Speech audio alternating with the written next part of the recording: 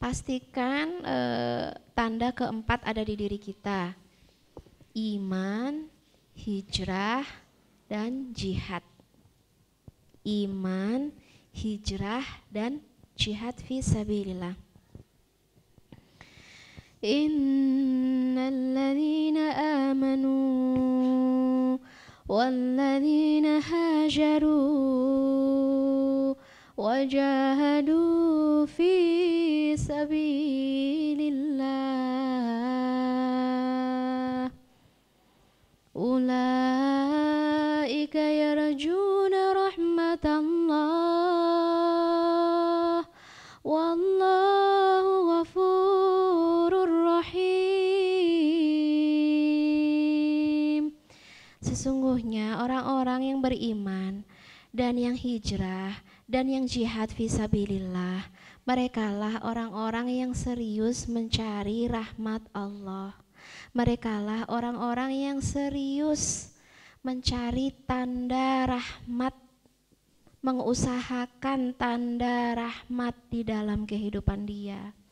Wallahu ghafurur rahim. Dan Allah Maha Pengampun, lagi Maha Penyayang. Yang pertama orang-orang yang beriman. Al-imanu al-iman. Iman mendatangkan rahmat. Yang kedua hajaru, yang hijrah. Hijrah ini bisa berpindah physically, pindah dari negeri satu ke negeri lain karena Allah, atau hijrah dari lingkungan buruk, atau hijrah dari habit yang buruk. Kita punya habit, kebiasaan yang buruk, itu hijrahnya berat banget. Apa nih habit yang buruk banget, yang susah banget untuk kita tinggalkan? Biasanya apa teman-teman? Apa coba? Berarti udah gak punya habit buruk ya? Aduh keren, barakallah. Rahmat Allah turunkan untuk teman-teman yang udah gak punya habit buruk. Barakallah, seneng banget. Ini kayak kabar gembira ya. Masya Allah. Tapi kalau misalnya teman-teman masih menemukan kebiasaan buruk, apa sih gitu? Aduh, kenapa ya sholat subuh teh telat wae gitu kan? Padahal sudah niat, sudah berdoa, tapi masih kayak telat gitu kan? Hijrah. Gimana cara hijrah? Ya ikhtiar. Gimana sih mengusahakan sholat subuh enggak di waktu duha misalnya. Ikhtiarnya banyak ya, mungkin tidur cepat, berdoa, atau apa coba ikhtiarnya? Pasang alarm, terus minta tolong sama temen, kalau perlu minta tolong ke tetangga. Tetangga ini kalau alarmku nyala terus aku nggak bangun, tolong ya gitu. Terus kita sebagai tetangga jangan kesel gitu. Ini alarm berisik ya, orangnya nggak bangun-bangun, cuman ngedumel doang, cuman kesel doang tapi nggak bangunin. Itu sebenarnya juga tanggung jawab kita loh. Misalnya kita temukan kakak kita, adik kita, teman kos kita gitu kan, yang belum sholat subuh, itu tanggung jawab kita. Yuk bangun yuk gitu. Kalau nggak bangun-bangun ya tetap bangunin. Kalau dia marah-marah, ya udah tinggalin. Intinya kita sudah berikhtiar. Oke, hijrah ya. Insya Allah teman-teman tadi banyak sekali kisah-kisah hijrah, ya kan? Yang dulu belum pakai kerudung, alhamdulillah sekarang berkerudung. Yang dulu enggak suka ke kajian ilmu, sekarang suka.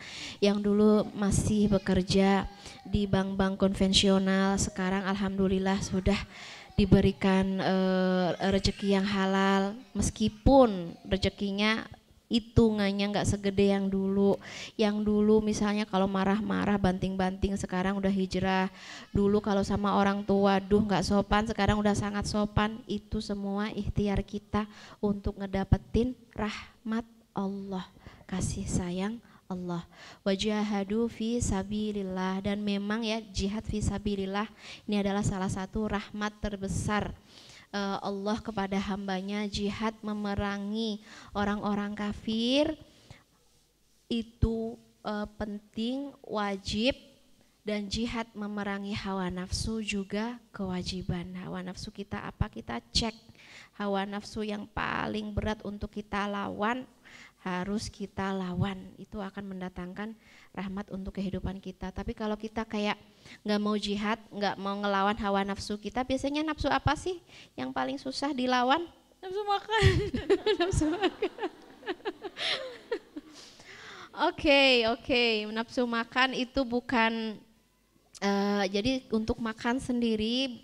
Makan boleh nggak sih? Boleh, tapi kalau kebanyakan, nah itu hukum semua yang halal. Ya, semua yang halal itu hukumnya ya boleh, tapi nggak boleh kebanyakan. Kalau udah kebanyakan nanti sudah masuk ke makruh atau sampai pada tingkat haram. Oke, kalau misalnya nafsu makan sulit, sulit kita kendalikan, ya sebenarnya pilihan ya, mangga silahkan teruskan makannya. Tapi ketika kita terus makan, kita sedang ngeblok rahmat Allah. Rahmat Allah apa? Kalau kebanyakan makan, pasti nanti ibadahnya lemah. Kalau kebanyakan makan, pasti nanti punten waktunya habis di toilet. Bener gak sih? Lebih lama mana sholatnya apa di toilet? Rugi gak sih? Tapi kalau kita makannya sedang, ya kan? Sholatnya bagus, di toilet juga enggak lama-lama, cepet gitu kan. Artinya apa? Sebenarnya ketika kita kebanyakan sesuatu, kita sedang ngeblok rahmat Allah. Kalau sesuatu itu, apalagi kalau itu haram ya, kalau halal saja kita sedang ngeblok gitu. Jadi berjihadlah melawan hawa nafsu, teman-teman yang dirahmati Allah. Kalau misalnya sedang mencari jodoh, terus khawatir nanti nggak dapet jodoh, daripada nggak dapet jodoh, mending aku pacaran aja kan. Itu kalau teman-teman mau jihad, ini janjinya adalah rahmat dari Allah. Melepas dia itu jihad. Kalau memang dia belum bisa ngasih tanggal. Mana yang lebih manis, coklat atau akad? Akad. Bener ya, lebih manis akad sebenarnya. Coklat sekali gigit udah selesai gitu. Dan insya Allah ya kalau kita jihad melawan hawa nafsu kita, menghindarkan yang haram. Allah, jauhkan aku dari yang haram. Berikan aku yang halal-halal saja, insya Allah itu jihad kita mendatangkan kasih sayang Allah. Oke, tanda yang kelima ya. Wa aqimus shalah wa atuz zakah wa ati'ur rasul la'allakum turhamun. Tegakkan sholat, jangan tinggalkan sholat. Teman-teman kalau sudah azan, insya Allah sudah wudhu, itu namanya sudah mempersiapkan diri untuk sholat. Sudah azan, ntarlah ini belum kelar kerjaan bla bla bla, berarti belum menegakkan sholat. Bahkan ada orang yang soleh gitu kan, belum azan beliau sudah ready, sudah di dalam masjid. Itu udah kayak istiqomah banget. Belum azan sudah ready di dalam masjid. Beliau ditanya sama orang yang kayak kagum gitu, kok kamu kan belum azan, kenapa kamu sudah selalu siap di dalam masjid? Beliau menjawab, azan itu tambih lil ghafilin. Tambih itu alarm untuk orang yang lalai. Sedangkan aku nggak mau menjadi orang yang lalai. Sebelum aku jadi golongan orang-orang yang lalai itu dengar azan baru buru-buru wudhu, baru buru-buru sholat. Itu artinya apa sih? Kalau kita ingin meningkatkan kualitas sholat kita, meninggikan derajat kita, memperbanyak rahmat-rahmat Allah untuk kita, memang semuanya harus diperbaiki. Prepare-nya lebih bagus untuk sholat-sholat kita ya. Jadi nggak buru-buru. Jadi kalau bisa misalnya beberapa menit sebelum azan kita sudah wudhu, pas azan kita ngejawab azan, kemudian antara Azan dan iqamah itu doa yang mustajab. Sering loh kita lupain loh antara azan dan iqamah. Kita mungkin nanti zuhur ya, karena hadir di masjid kita sempat untuk berdoa gitu kan, ketika antara azan dan iqamah. Tapi ketika kita kayak di kantor, kayak di ya pokoknya ya udah di luar masjid, di luar itu mungkin kita lalai berdoa, bener nggak? Waktu antara azan dan iqamah, berdoalah. Kemudian laksanakan sholat, aqimus sholah, tegakkan sholat, tunaikan zakat ya. Zakat juga sebagai pembersih harta kita. Tadi nomor berapa sih? Nomor 5 ya. Tunaikan zakat itu juga la'allakum turhamun, supaya Allah rahmati kamu, supaya Allah limpahkan kasih sayangnya sama kamu. Kita sering berdoa, irhamna ya arhamar rahimin, irhamna ya arhamar rahimin, rahmati kami ya Allah, kasihani kami ya Allah. Itu tuh gak gratis, artinya itu tadi, kalau tanda-tanda sinyal dari kita belum ada, ya Allah nggak ngerahmatin kita. Sholat kita masih bolong-bolong, sholat asar dikerjakan jelang maghrib gitu-gitu, itu susah kita ngedapetin rahmat Allah. Atau kita nggak menunaikan zakat kita nggak patuh sama Allah. Oke, yang ke-6,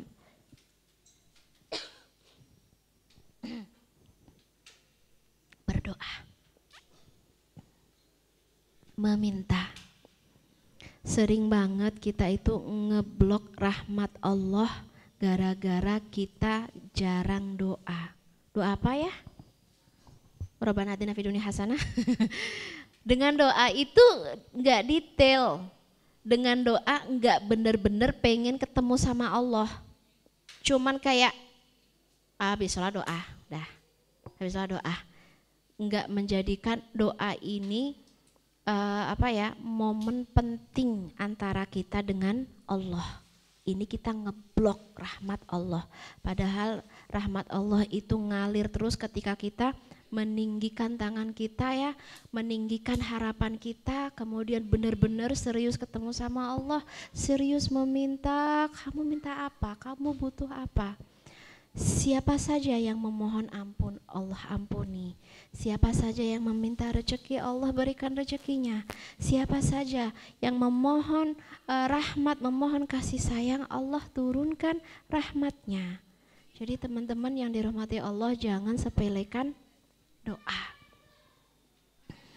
Mungkin diantara kita ya nggak berdoa, mungkin terlalu sibuk ya. Jadi ngerasa doa kayak nomor sekian gitu, kayaknya kadang-kadang ikhtiarnya lebih gede, doanya terlalu kecil, atau sebaliknya doanya kepanjangan, ikhtiarnya nggak ada. Itu juga bukan tanda Allah turunkan rahmat. Dua-duanya baik ikhtiar maupun doa, dua-duanya harus kenceng. Benar-benar kamu ketemu sama Allah, kamu meminta rahmat dan kasih sayang, dan pasti Allah akan turunkan rahmatnya. Kamu lagi nunggu rahmat apa sih? Kena lagi, kayaknya kapok deh dia duduk di sebelah aku. Rahmat. Kamu sedang menunggu rahmat apa?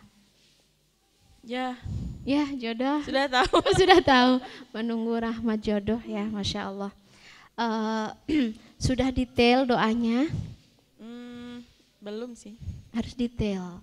Ya benar-benar harus detail. Nanti kalau kamu belum detail, kamu nggak ada visual gitu, ya udahlah apa yang ada lah Allah.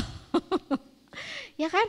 Nanti kalau kamu detail, udah ada visualnya, Allah akan working for you, bekerja untuk mau menyiapkan si dia. Allah, aku tuh mau dia itu paling sayang sama anak-anak. Mau yang kayak gitu? Mau lah. Paling sayang sama anak, terus paling menghargai perempuan. Mau. Ya udah ngomong dong kamu teh. Lu yang butuh, gue yang minta. Diwakilin nih. Nah itu kalau perlu teman-teman catat. Apa sih tipikal apa yang paling kamu sukai? Kriteria apa yang paling kamu idamkan, yang paling kamu inginkan? Yang paling menghargai perempuan, yang paling punya kasih. Cowok kalau marah dia itu meluk, mau nggak yang kayak gitu? Mau. Udah nggak usah ditanya lagi. Udah nggak kuat udah. Udah nggak kuat. Terus apa sih? Cowok yang senang bertaubat, cowok yang bla bla bla itu harus ada di visual kamu. Udah kamunya aja nggak punya visual tentang dia, itu kan ya iyalah dia nggak ada hilal. Gimana ya hilalnya mau muncul gitu? Ya berdoa sepanjang doa kita apa sih panjatkan, Allah itu nggak diam. Kulla yaumin huwa fi sya'n. Setiap hari Allah membereskan urusan-urusan hambanya, urusan jodoh hambanya, urusan rezeki hambanya, urusan apa ya, maslahat hambanya, semuanya sedang di mix match. Allah lagi bikin apa ya, kayak porsinya gitu ya kan, bimik kedar, semuanya pakai porsi. Jadi kamu berdoa supaya porsi kamu apa ya, standar buat kamu itu dinaikin sama Allah. Minta cowok kalau marah dia itu meluk, bukan ngegebrak. Terus minta cowok yang apa lagi nih? Nah pokoknya doa-doa terbaik deh. Kayaknya mau ada yang angkat tangan, doa apa terbaik untuk jodohmu? Apa? Soleh. Yang paling Soleh. itu soleh itu umum banget ya. Soleh itu yang kayak gimana? Itu kurang detail, harus lebih detail. Dia itu cinta ilmu. Terus ilmunya itu berkah ya. Jangan sampai misalnya dia banyak ilmu tapi ampun akhlaknya hancur. Bayangin dia banyak ilmu tapi akhlaknya hancur. Cowok yang seneng banget sholat dan sholatnya tanha anil fahsya wal mungkar. Yang sholatnya itu ngefek. Jangan sampai kita nemu cowok berjodoh dengan cowok, dia itu cinta, sholatnya bagus tapi maksiat juga jalan. Mau yang kayak gitu? Enggak mau. Enggak kan? Makanya itu pentingnya berdoa, harus detail.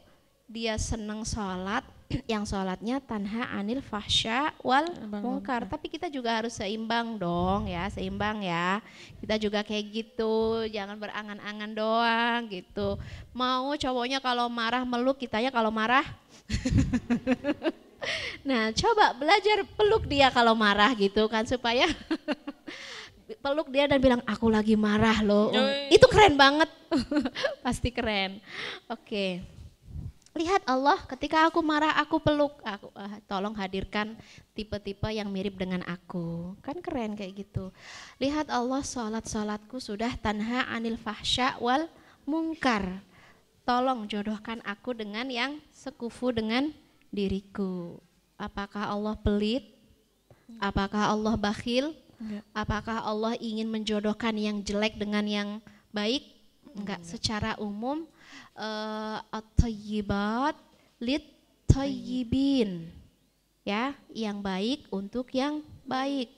Terus gimana itu kondisinya Asia dengan Fir'aun? Kenapa? At-thayyibat lil khabithin. Seperti istrinya Nabi Nuh, istrinya Nabi Lut. Al-khabithat lit-thayyibin. Kebalikannya. Berarti itu tadi. Ini bukan berarti mereka pasangan tanpa dirahmati Allah, enggak. Tetap yang soleh dirahmati. Cuman tadi ya yang aku bilang, ketika Nabi Nuh berdoa dan berikhtiar, Nabi Lut berdoa dan berikhtiar, tapi pasangannya tetap seperti itu, situasi tidak berubah, rumah tangga tetap seperti itu, berarti Allah sedang ingin merubah diri atau pribadi, bukan ingin merubah situasi. Ngerti ya? Apakah Nabi Lut berubah? Ya, Nabi Lut berubah menjadi nabi yang lebih tabah. Apakah Nabi Nuh berubah? Ya, Nabi Nuh menjadi ulul azmi. Apakah Asiyah berubah? Apakah Fir'aun berubah? Fir'aun gak berubah. Tapi apakah Asiyah berubah? Berubah banget. Dari perempuan biasa menjadi perempuan yang ditampakkan surga ketika beliau masih hidup. Itu satu-satunya perempuan yang melihat istananya, melihat kebunnya, melihat keindahan surga padahal beliau belum wafat. Kenapa dia memperoleh derajat seperti itu? Ya karena dia gak putus asa dengan rahmat tadi. Ya sudahlah, Fir'aun gak bisa berubah, kita yang berubah. Tapi aku berdoa semoga teman-teman gak dapat Fir'aun. Aku berdoa semoga teman-teman dapat yang memiliki akhlak seperti Rasulullah Sallallahu Alaihi Wasallam. Karena teman-teman yang hadir di sini sudah berusaha menjadi seperti Khadijah. Amin, Masya Allah.